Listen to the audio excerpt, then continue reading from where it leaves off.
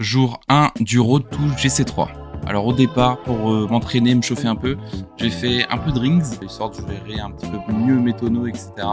Après, je suis parti directement en map qui entraîne les tirs, les shots, histoire d'être un peu plus précis, parce que c'est vrai que j'ai tendance à mettre beaucoup de crossbars et de poteaux, ou même juste de manquer les tirs. Et ensuite, je suis allé un tout petit peu en free play, allez, je dirais une dizaine de minutes. Ensuite, je suis directement parti en 1v1, histoire de m'améliorer quand même, et puis remarquer un petit peu les erreurs que je peux commettre en 2v2. Donc j'ai remarqué quand même quelques points sur la 1v1 qui me pêchent. On va avoir donc les problèmes de décision, soit je prends des décisions trop rapides ou trop en retard par rapport à l'action, des mécaniques qui sont pas maîtrisées à 100%, et un petit problème quand même de boost management. J'ai tendance potentiellement à aller un petit peu trop sur les gros boosts et pas assez sur les petits pads.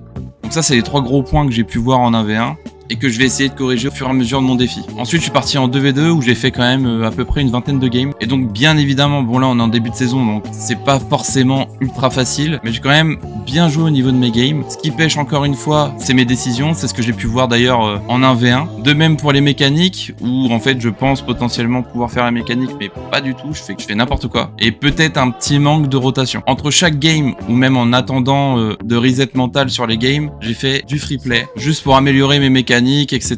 Par exemple les flip reset, les musty, les flicks, les tirs. Enfin, toujours améliorer ce panel de mécaniques que je peux reproduire en game. Malgré tout, j'ai quand même mis des beaux petits moves, mais ça n'empêche que malheureusement, je finis en moins 2 sur la session en 2S. Par contre, en 1v1, je finis en plus 6. Et ça, c'est cool. Bref, n'hésite pas à commenter, à t'abonner, et on se revoit demain pour le jour 2 du Road to GC3.